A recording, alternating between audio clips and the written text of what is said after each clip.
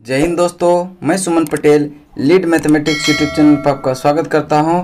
इस वीडियो में हम लोग ब्रिटिश शासन का भारतीय अर्थव्यवस्था पर क्या प्रभाव रहा उससे रिलेटेड इम्पोर्टेंट फैक्ट्स को देखेंगे। उसके बाद इससे रिलेटेड जितना भी क्वेश्चन आपका पूछा गया है आज तक आईएएस पीसीएस में, वो सारे को हम कवर करेंगे इसी वीडियो में। ठीक है, तो चलिए देखते हैं पहले इससे रिलेटेड इम्पोर्टेंट फैक्ट्स, उसके बाद क्वेश्चन पे चलेंगे। तो आप लोग अगर इसका पीडीएफ प्राप्त करना हो तो आप मेरा टेलीग्राम चैनल लीड मैथमेटिक्स को ज्वाइन करें। और देखिए, अगर सेशन पसंद आए, लगे कि कुछ फ़ायदा हो रहा है, तो आप मेरा चैनल को सब्सक्राइब जरूर कीजिए ताकि हर एक वीडियो मेरा पहले आपको नोटिफिकेशन मिले। तो चलिए देखते हैं इसका पहला पॉइंट क्या है। चलिए पहला पॉइंट देखेंगे। कहता है कि ब्रिटिश शासन के दौरान भारत में धनिक वर्ग द्वारा भू संपत्ति में निवेश करने की तरजीह दिए जाने के कारण उद्योगों का कोई स्वतंत्र विकास नहीं हो पाया। 1793 ईस्वी में लॉर्ड कॉर्नवालिस, देखिए कॉर्नवालिस का जो शासनकाल रहा था 1786 से 1793, फिर आया था यह अक्टूबर 1805 में जब इसका मृत्यु हो गया था। कहाँ पे? उत्तर प्रदेश गाजीपुर में। ठीक है, कॉर्नवालिस ने भू राजस्व की अस्थायी बंदोबस्त प्रणाली को प्रारंभ किया। इसे इस्तमरारी, जागीरदारी, मालगुजारी एवं बिसेवदारी आदि भिन्न भिन्न नामों से भी जाना जाता है। चलिए नेक्स्ट पॉइंट है। कहता है कि यह व्यवस्था बंगाल, बिहार, उड़ीसा तथा उत्तर प्रदेश के वाराणसी तक के क्षेत्र में लागू थी। इसके अंतर्गत समूचे ब्रिटिश भारत के क्षेत्रफल का लगभग 19% हिस्सा शामिल था। इस व्यवस्था के अंतर्गत जमींदारों के एक नए वर्ग को भूस्वामी घोषित कर दिया गया, जिसे भूमि लगान का 10/11 भाग कंपनी 10/11 भाग जो है कंपनी को देना था तथा 1/11 भाग जो है अपनी सेवाओं के लिए अपने पास रखना था। अस्थायी बंदोबस्त के अंतर्गत जमींदार छोटे पूंजीपति भद्र नवाब थे। अस्थायी भूमि बंदोबस्त यह जमींदारी प्रथा के बाद अंग्रेजों द्वारा भारत में भू राजस्व वसूली हेतु लागू की गई। दूसरी व्यवस्था रैयतवारी व्यवस्था थी। दूसरी व्यवस्था क्या थी? रैयतवारी व्यवस्था थी। इस व्यवस्था के जन्मदाता टॉमस मुनरो और कैप्टन रीड थे। सर्वप्रथम इसे तमिलनाडु के बारामहल जिले में लागू किया था। नेक्स्ट पॉइंट है। तत्पश्चात यह व्यवस्था मद्रास, उसके बाद क्या हुआ? मद्रास, बम्बई के कुछ हिस्से, पूर्वी बंगाल, असम तथा कुर्ग आधुनिक कर्नाटक का एक भाग में लागू की गई। इस प्रथा के अंतर्गत रैयतों को भूमि के मालिकाना और कब्जादारी अधिकारी दिए गए थे और प्रत्यक्ष रूप से या सीधे तथा व्यक्तिगत रूप से वे स्वयं सरकार को भू राजस्व का भुगतान करने के लिए उत्तरदायी थे। इस व्यवस्था ने कृषक भूस्वामित्व की स्थापना की। इसके अंतर्गत कुल ब्रिटिश भारत के भू क्षेत्र का 51% हिस्सा शामिल था। इस व्यवस्था के अंतर्गत लगान की वसूली कठोर से की जाती थी तथा लगान की दर भी काफ़ी ऊंची थी। चलिए नेक्स्ट पॉइंट चलते हैं। कहता है कि महालवारी पद्धति में भू राजस्व व्यवस्था कृषक के साथ नहीं बल्कि प्रत्येक ग्राम अथवा महाल यानी कि जागीर का एक भाग के साथ स्थापित की जाती थी। इसके अंतर्गत यदि कोई व्यक्ति अपनी भूमि छोड़ देता था तो ग्राम समाज इस भूमि को संभाल लेता था। यह समाज ही सम्मिलित भूमि समलत तथा अन्य भूमि का स्वामी होता था। यह पद्धति उत्तर प्रदेश, मध्य प्रांत, पंजाब में कुछ परिवर्तन के साथ लागू की गई, जिसके अंतर्गत जो है कुल ब्रिटिश भारत के भू क्षेत्र का 30% हिस्सा शामिल था। कितना हिस्सा शामिल था? 30% हिस्सा शामिल था। औपनिवेशिक शासनकाल में भारत सरकार के गृह शुल्कों से तात्पर्य इंग्लैंड स्थित राज्य सचिव द्वारा भारत की ओर से किया गया व्यय था। इसमें शामिल थे भारतीय सार्वजनिक ऋण एवं रेलों पर लगाई गई पूंजी पर दिया गया ब्याज, भारत को दी गई सैनिक और अन्य सामग्री की लागत, भारत के कारण इंग्लैंड में दी जाने वाले नागरिकों और सैनिक शुल्क, इंग्लैंड में राज्य सचिव का सारा व्यय वर्ष 1919 तक, भारत सरकार द्वारा यूरोपीय अफसरों को दिए जाने वाले भत्ते और पेंशन, भारत के बाहर हुए युद्धों को लड़ने में अंग्रेजों द्वारा प्रयोग में लाई जाने वाले निधि गृह शुल्कों पर भारित नहीं थी। ब्रिटिश काल में इंपीरियर प्रेफरेंस शब्दावली का प्रयोग भारत में ब्रिटिश आयातों पर दी गई विशेष रियासतों के लिए किया जाता था। इसके तहत भारत में ब्रिटिश आयातों पर नाममात्र का शुल्क या विशुल्क नहीं लगता था, जबकि भारत के निर्यातों पर ब्रिटेन में भारी शुल्क लगाया जाता था। धन के बहिर्गमन, यह अफवाह ड्रेन की राष्ट्रवादी परिभाषा का तात्पर्य भारत से धन संपत्ति एवं माल का इंग्लैंड में हस्तांतरण था। देखिए, बहिर्गमन या अफवाह का मतलब क्या था कि भारत से धन संपत्ति या माल का इंग्लैंड में क्या होता था? हस्तांतरण होता था। उसी को बहिर्गमन कहते थे, जिसके बदले में भारत को इसके समतुल्य कोई भी आर्थिक या वाणिज्यिक या भौतिक अभिलाभ नहीं होता था। दादा भाई नौरोजी धन के बहिर्गमन के सिद्धांत के सबसे पहले सर्वाधिक प्रखर प्रतिपादक थे। उन्होंने अपने लेखों एवं पुस्तकों England debts to India, poverty and un British rule in India, the wants and means of India तथा the on the commerce of India के माध्यम से अपने अपवाह सिद्धांत का प्रतिपादन किया। चलिए नेक्स्ट देखेंगे। कहता है कि रमेश चंद्र दत्त ने भी धन के बहिर्गमन के सिद्धांत पर बल दिया। क्या किया? बल दिया। उन्होंने अपने लेख इकोनॉमिक हिस्ट्री ऑफ इंडिया में यह मत प्रकट किया कि सकल राजस्व का आधा भाग प्रतिवर्ष भारत से बाहर चला जाता है। भारतीय राष्ट्रीय कांग्रेस ने 1896 ईस्वी में अपने कलकत्ता अधिवेशन में आधिकारिक तौर पर बहिर्गमन सिद्धांत को स्वीकार किया और उस समय कांग्रेस ने घोषणा किया कि देश में पड़ने वाले अकाल और लोगों की निर्धनता का कारण वर्षों से लगातार चला आ रहा है। धन का बहिर्गमन है। सर सैयद अहमद खां ब्रिटिश शासन के प्रति वफादार थे और मुस्लिम समाज का विकास वे भारत में आंग्ल सत्ता के बने रहने में ही संभव मानते थे। अतः वे दादा भाई नौरोजी के उत्पादन सिद्धांत में विश्वास नहीं करते थे। नेक्स्ट पॉइंट है, कहता है कि ब्रिटिश शासन के समय अर्थव्यवस्था को खोखला करने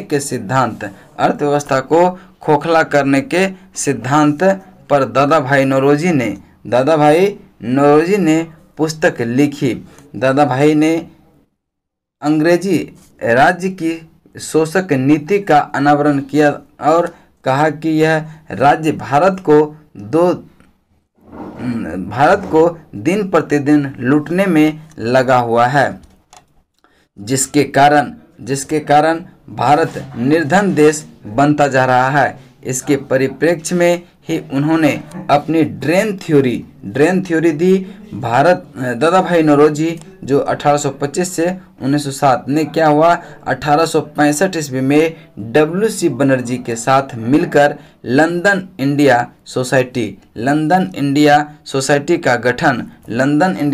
का गठन किया, जिसका कार्य भारत के दुख दर्दों का प्रचार करना था। 1892 ईस्वी में लिबरल पार्टी के टिकट पर ब्रिटिश हाउस ऑफ कॉमन्स के लिए चुने जाने वाले पहले भारतीय थे कौन?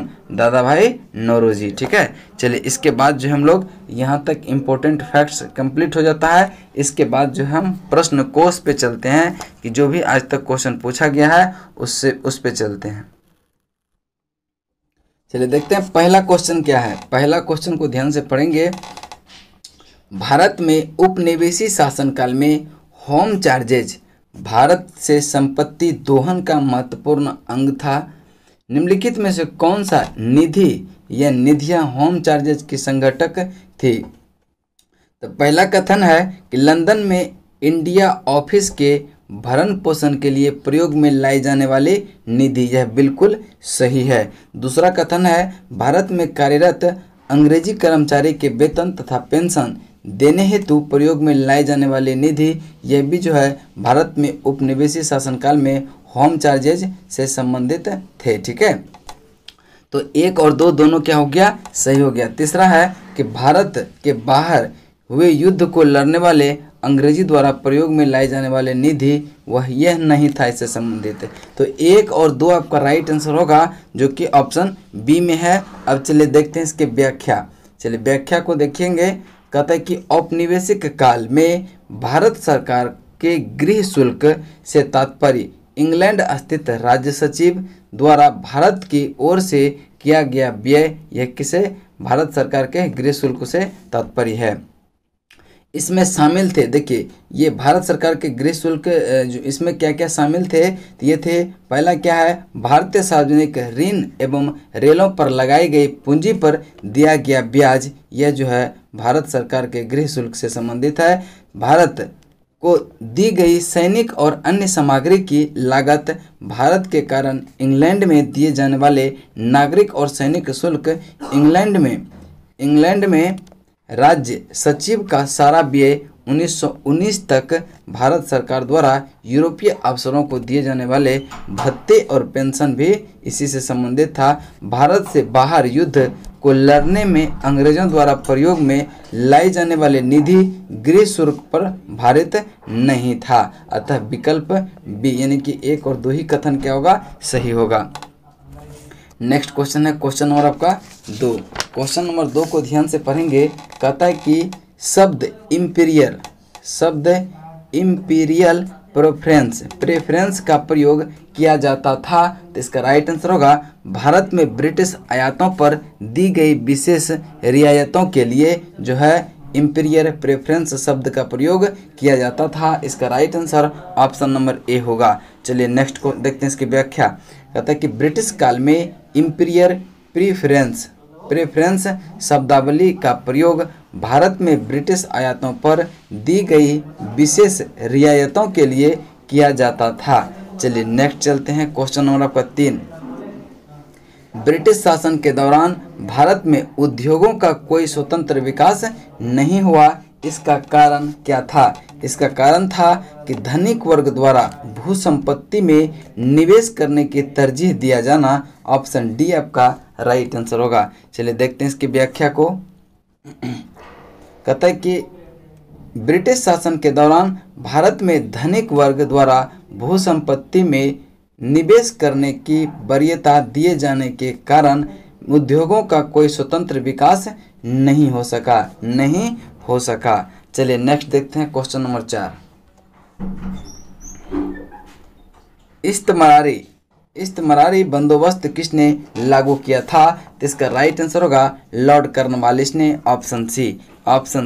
चलिए देखते हैं इसकी व्याख्या। कहता है कि 1793 में लॉर्ड कॉर्नवालिस ने भू राजस्व की अस्थायी बंदोबस्त प्रणाली का प्रारंभ किया। इसे इस्तमरारी, जागीरदारी, मालगुजारी एवं विषयदारी आदि भिन्न भिन्न नामों से भी जाना जाता है। यह व्यवस्था बंगाल, बिहार, उड़ीसा तथा उत्तर प्रदेश के वाराणसी तक के क्षेत्र में लागू थी। इसके अंतर्गत समूचे ब्रिटिश भारत के क्षेत्रफल का लगभग 19% हिस्सा शामिल था। इस व्यवस्था के अंतर्गत जमींदारों के एक नए वर्ग को भूस्वामी घोषित कर दिया गया, जिसे भूमि के लगान का 10/11 भाग जो है कंपनी को देना था तथा 1/11 भाग अपनी सेवाओं के लिए अपने पास रखना था। अस्थायी बंदोबस्त के अंतर्गत जमींदार छोटे पूंजीपति यानी भद्र नवाब थे। नेक्स्ट क्वेश्चन है क्वेश्चन नंबर 5। कहते हैं कि किस प्रशासन काल में अस्थायी बंदोबस्त प्रारंभ किया गया। अस्थायी बंदोबस्त प्रारंभ किया गया, तो इसका राइट आंसर जो हो जाएगा वो हो जाएगा Lord Cornwallis, option B. Option B देखिए कितना में बार पूछा गया है। Uttarakhand PCS pre, UP PCS mains, UP PCS pre, ये सब पूछा गया है क्वेश्चन, ठीक है।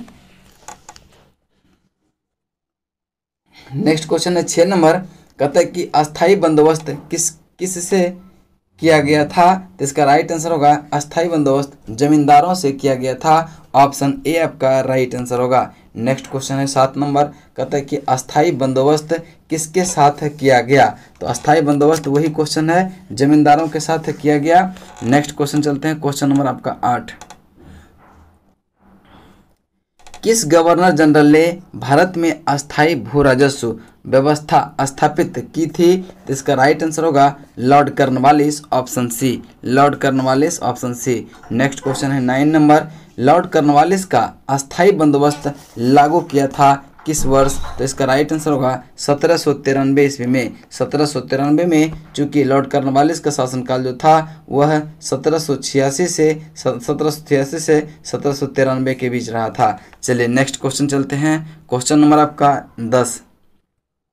क्वेश्चन नंबर 10 है, कहता है कि 1793 में कॉर्नवालिस की भू व्यवस्था प्रणाली लागू होने के बाद कानूनी विवादों की प्रवृत्ति में बढ़ोतरी देखी गई।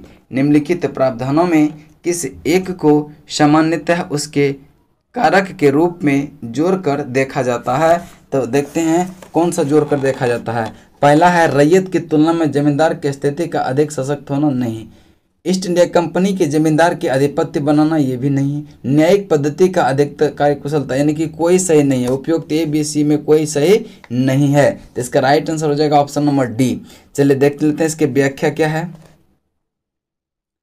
इसका व्याख्या देख लेते हैं। कहता है कि 1793 में लॉर्ड कॉर्नवालिस द्वारा प्रारंभ अस्थायी बंदोबस्त जमींदारी व्यवस्था वाली भू राजस्व प्रणाली में जमींदारी का भूमि पर वास्तविक अधिकार स्वीकृत कर लिया गया था, जब तक कि वे लगान एकत्र कर उसका 10/11 भाग सरकार को देते रहते।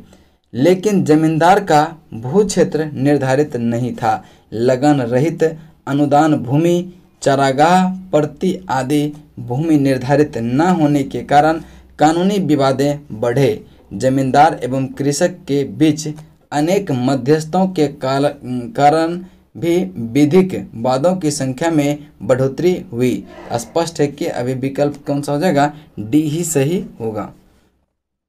चलिए देखते हैं क्वेश्चन नंबर आपका 11।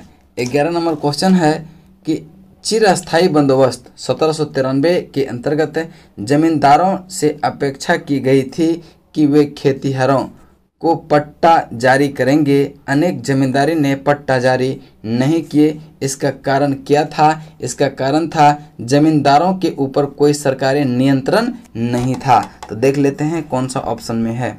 कौन सा ऑप्शन में है कि जमींदारी के ऊपर जो है कोई सरकारी नियंत्रण नहीं था। ऑप्शन बी आपका राइट आंसर होगा। चलिए नेक्स्ट देखते हैं क्वेश्चन। नेक्स्ट इसकी व्याख्या है, लॉर्ड कॉर्नवालिस 1793 में अस्थायी बंदोबस्त लागू की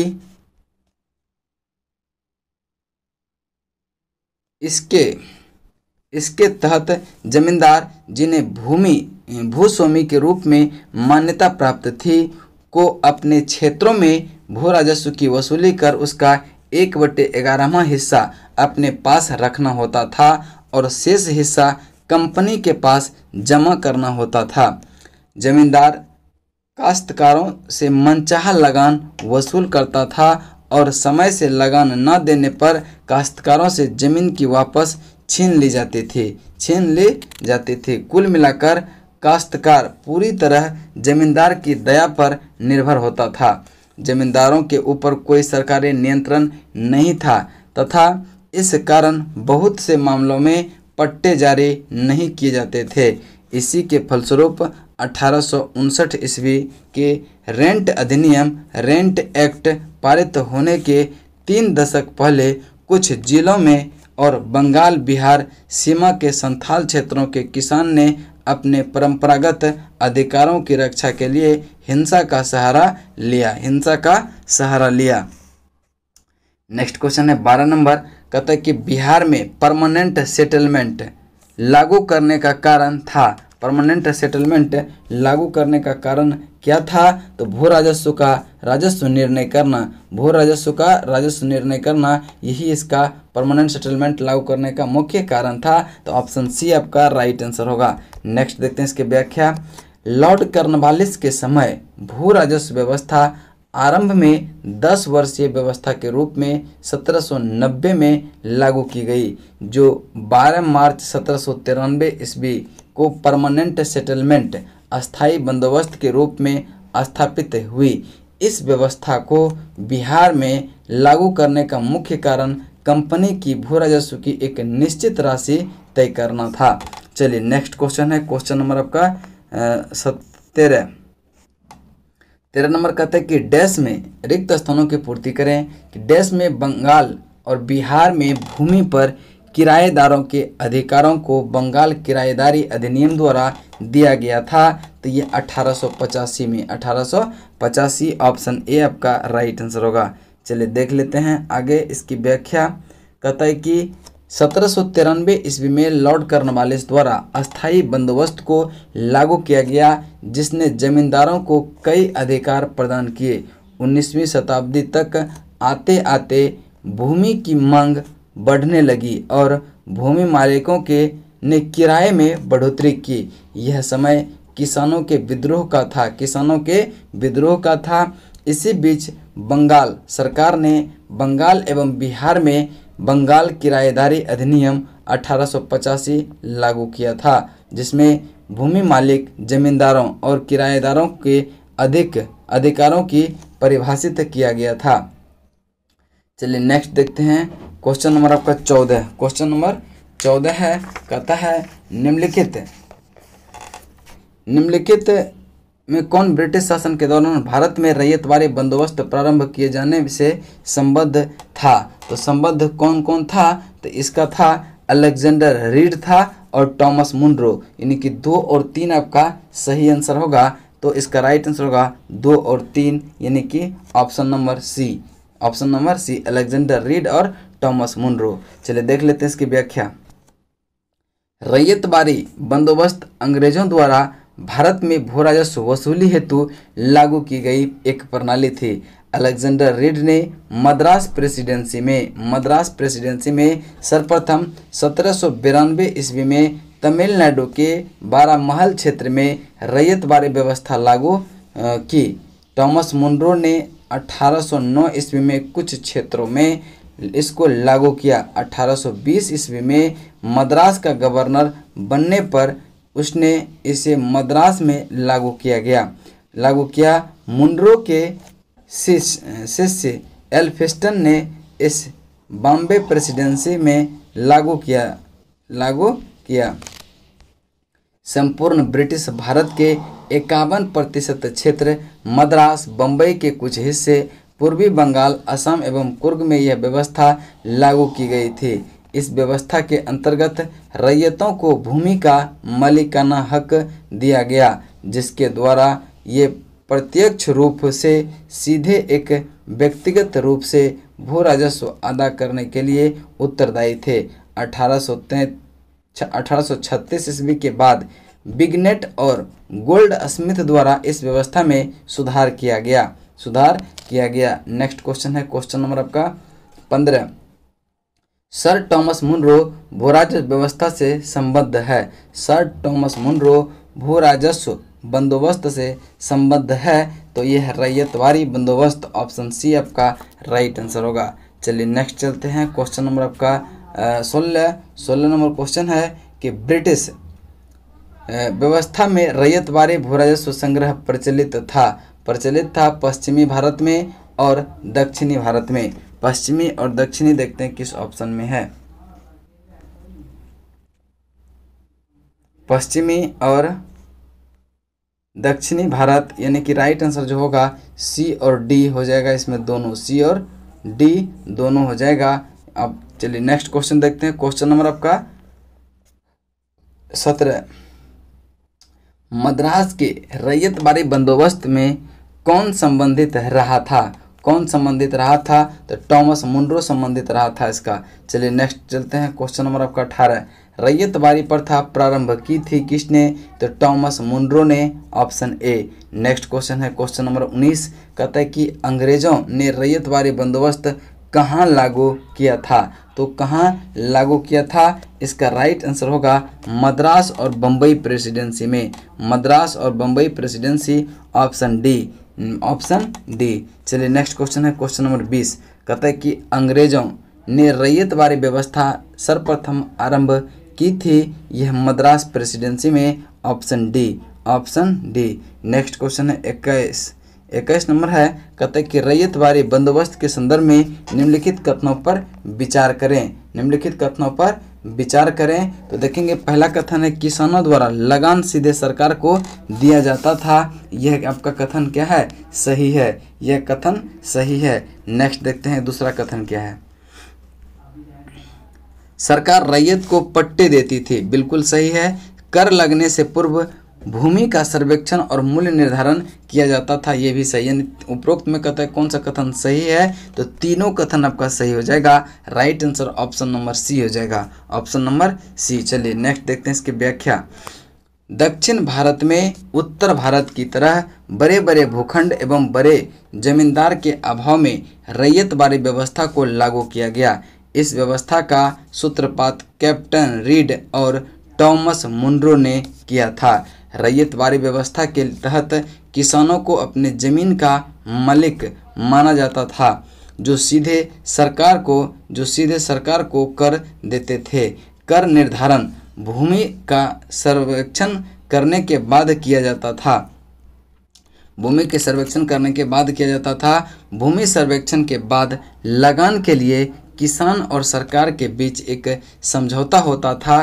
किसान की सहमति के बाद उसे पट्टा दिया जाता था, जो भूमि पर उसकी निजी संपत्ति का प्रमाण होता था। चलिए नेक्स्ट देखते हैं क्वेश्चन नंबर आपका 22। वह प्रथा जिसके तहत किसान एवं स्वयं भूमि का मालिक होता था और सरकार जो भू राजस्व के भुगतान के लिए जिम्मेवार माना जाता था, वह कौन था? तो इसका राइट आंसर जो हो जाएगा रैयतवारी प्रथा था। कौन सा? रैयतवारी प्रथा, ऑप्शन बी आपका राइट आंसर होगा। चलिए देख लेते हैं इसकी व्याख्या। रैयतवारी प्रथा के अंतर्गत किसान स्वयं भूमि का मालिक होता है और सरकार को भू राजस्व के भुगतान के लिए जिम्मेवार माना जाता है। चलिए नेक्स्ट है 23 नंबर। असम में सर्वप्रथम चाय कंपनी की स्थापना कब हुई थी? तो इसका राइट आंसर होगा 1839, option C. 1839, option C. Assam में सर्वप्रथम चाय कंपनी की स्थापना 1839 ईस्वी में हुई। यह कंपनी 5 लाख रुपये की पूंजी के साथ इंग्लैंड में स्थापित की गई थी तथा नजीरा, असम में इस कंपनी का मुख्यालय था। द असम कंपनी भारत की सबसे पुरानी व्यापारिक चाय कंपनी है, जो वर्तमान में भी कार्यरत है। The Assam company. चलिए नेक्स्ट देखते हैं। नेक्स्ट है क्वेश्चन नंबर आपका 24।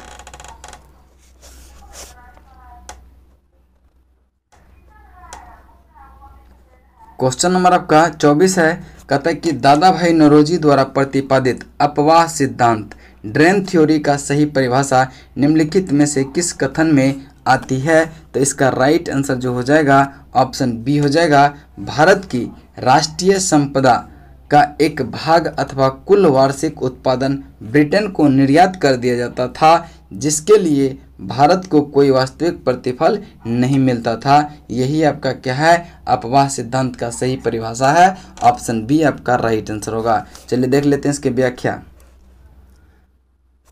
धन बहिर्गमन या अपवाह की राष्ट्रवादी परिभाषा का तात्पर्य भारत से धन संपत्ति एवं माल का इंग्लैंड में हस्तांतरण था, जिसके बदले में भारत को इसके समतुल्य कोई भी आर्थिक, वाणिज्यिक या भौतिक प्रतिलाभ नहीं होता था। अपवाह सिद्धांत के तहत इसी प्रतिफलित निर्यात पर बल दिया गया। दादा भाई नौरोजी धन के बहिर्गमन के सिद्धांत के सबसे पहले और सर्वाधिक प्रखर प्रतिपादक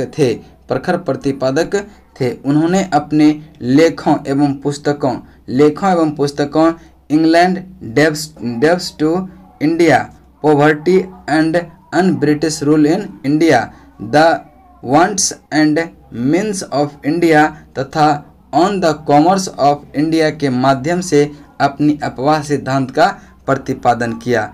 चलिए नेक्स्ट देखते हैं क्वेश्चन नंबर आपका 25। निम्नलिखित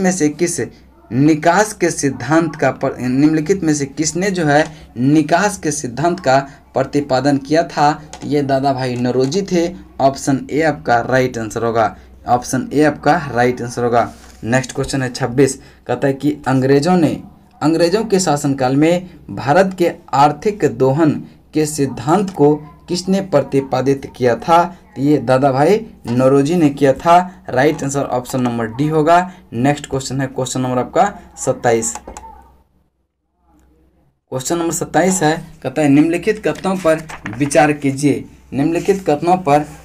कीजिए और कहता है कि दिए गए कूट का प्रयोग कर उत्तर का चयन करें। पहला कथन है कि ब्रिटिश काल में सामान्यतः भारत का व्यापार संतुलन अनुकूल था, यानी कि यह कथन क्या है? सही है। धन की निकासी का रूप अप्रतिफलित निर्यात था, यह भी कथन क्या है? सही है। यानी कि ए आर दोनों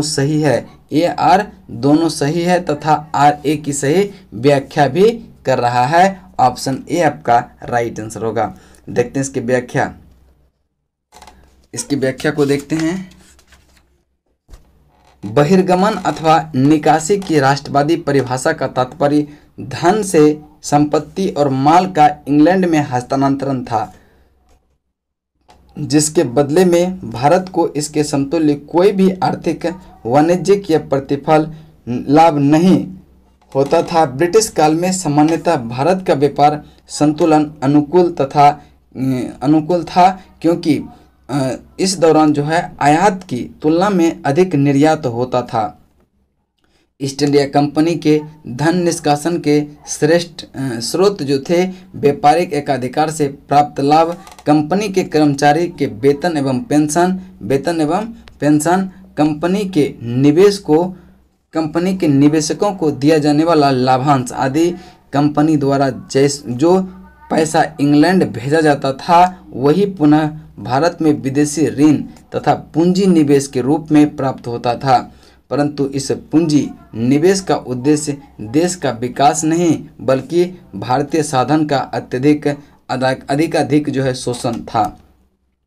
तो 1813 ईस्वी के पश्चात इस आर्थिक निकास ने अप्रतिफल निर्यात के रूप में धारण कर लिया। वर्ष 1914 के पहले भारत में अंग्रेजी पूंजी निवेश केवल उन आर्थिक परिसाधनों में लगाए गए जैसे रेलवे, सड़क, व्यापारिक जहाज तथा खनिज उद्योग, कोयला एवं सोना एवं वित्तीय संस्था में बैंक हो गया आपका, बीमा एवं वित्तीय निगम में, जो अंग्रेजी उद्योग के अनुपूरक थे और उनमें भारतीय औद्योगिक विकास के लिए कोई स्थान नहीं था। दादा भाई नौरोजी ने धन के निकास को अनिष्टों का अनिष्ट की संज्ञा दी गई और इसे भारत की निर्धनता का मुख्य कारण बताया। तो क्या हो गया, ए और दोनों आर दोनों सही है और ए आर की सही व्याख्या भी कर रहा है।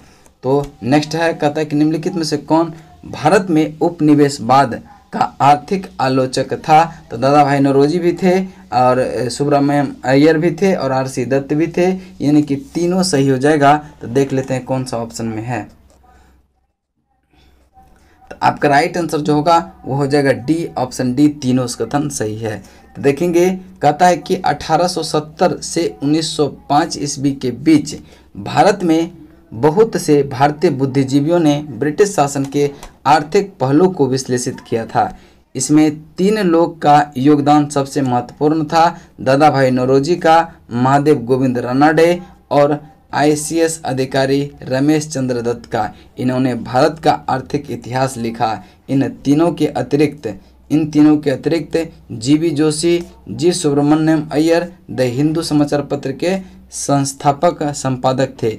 गोपाल कृष्ण गोखले, पृथ्वी सचंद्र राय समेत अनेक राजनीतिक कार्यकर्ता और पत्रकार के तत्कालिक अर्थव्यवस्था के हर पहलू पर गहराई से विश्लेषण किया। ये लोग इस निष्कर्ष पर पहुँचे कि भारत के आर्थिक विकास के रास्ते में सबसे बड़ी बाधा उपनिवेशवाद ही है।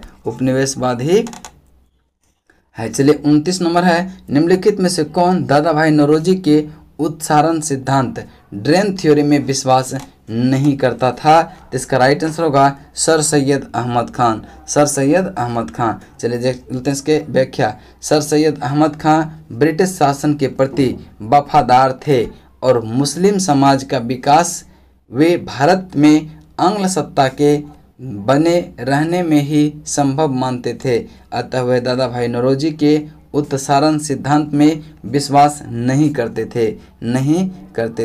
चलिए नेक्स्ट चलते हैं, question number 30। Poverty and un British rule in India नामक पुस्तक किसने लिखा था। तो इसका राइट आंसर होगा दादा भाई नौरोजी, ऑप्शन डी। चलिए देखते हैं इसकी व्याख्या। दादा भाई नौरोजी 1825 से 1917 1865 में डब्ल्यू.सी. बनर्जी के साथ मिलकर लंदन इंडिया सोसाइटी का गठन किया गया, जिसका कार्य भारत के दुख दर्दों का प्रचार करना था। 1892 में लिबरल पार्टी टिकट पर ब्रिटिश हाउस ऑफ कॉमन्स के लिए चुने जाने वाले पहले भारतीय थे। दादा भाई नौरोजी ने अपनी पुस्तक poverty and un British rule in India में स्पष्ट रूप से ब्रिटिश शासन के दौरान भारत की आर्थिक दुरावस्था पर प्रकाश डाला तथा धन के बहिर्गमन अथवा धन के निकास सिद्धांत का सर्वप्रथम प्रतिपादन किया था। चलिए नेक्स्ट क्वेश्चन चलते हैं, क्वेश्चन नंबर आपका 31 नंबर क्वेश्चन है। कहते हैं कि ब्रिटिश हाउस ऑफ कॉमन्स ने चुने जाने वाले दादा भाई नौरोजी प्रथम भारतीय थे जिन्होंने इस दल के टिकट पर चुनाव लड़ा था। तो इसका राइट आंसर होगा उदारवादी दल के नेता थे। चलिए नेक्स्ट चलते हैं, क्वेश्चन नंबर आपका 32। ब्रिटिश शासन के समय अर्थव्यवस्था को खोखला करने इकोनॉमिक ड्रेन के सिद्धांत के बारे में पुस्तक किसने लिखी थी। तो ये दादा भाई नौरोजी। चलिए देख लेते हैं इसकी व्याख्या। ब्रिटिश शासन के समय अर्थव्यवस्था को खोखला करने के सिद्धांत इकोनॉमिक ड्रेन थ्योरी पर दादा भाई नौरोजी ने पुस्तक लिखी थी।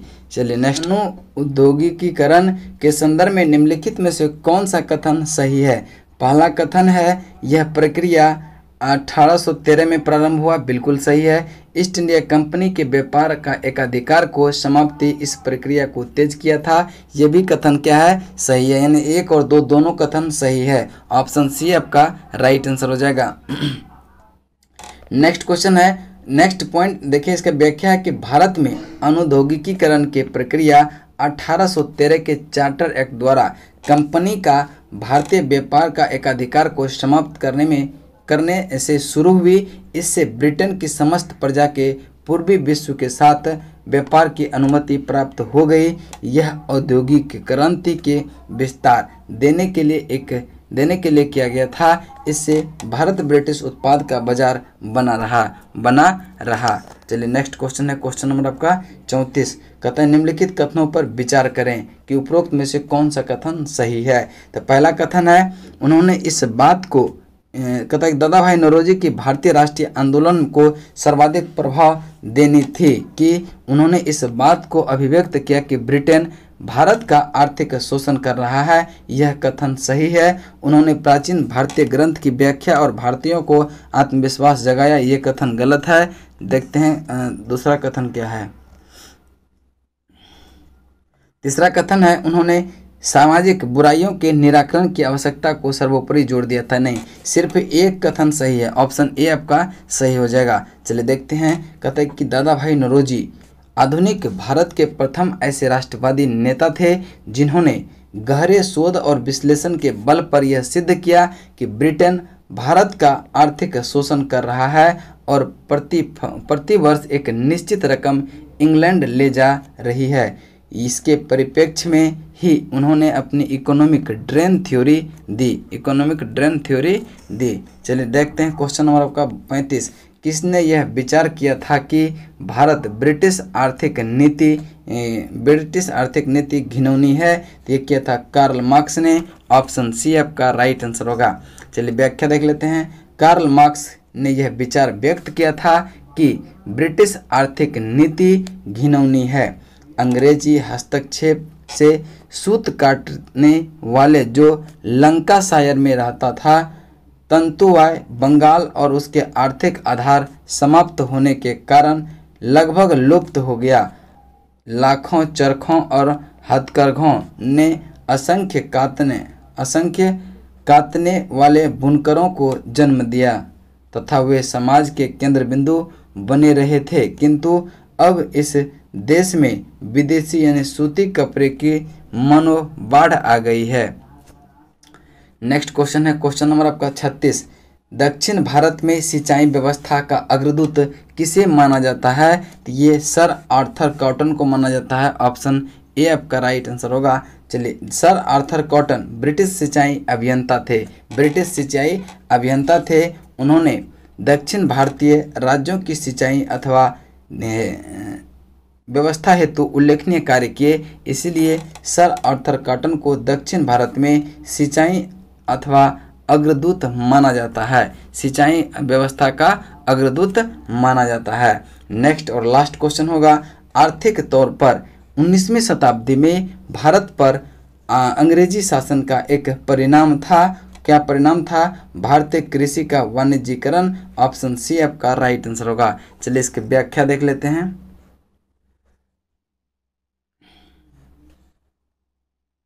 इसकी व्याख्या को देखते हैं। कहता है कि 1813 के चार्टर एक्ट द्वारा ईस्ट इंडिया कंपनी का व्यापारिक एकाधिकार समाप्त करके मुक्त व्यापार नीति अपनाई गई। इंग्लैंड में औद्योगिक क्रांति उफान पर थी, अतः इंग्लैंड को अपने उद्योगों के लिए सस्ते माल का आवश्यकता थी। इस प्रकार भारत कच्चे माल का उत्पादन करने वाले देश बनकर रह गया। इसके अतिरिक्त भारत में पूंजीवादी व्यवस्था के बढ़ने के साथ साथ नई लगान नीति के कारण किसान को अब नगद राशि की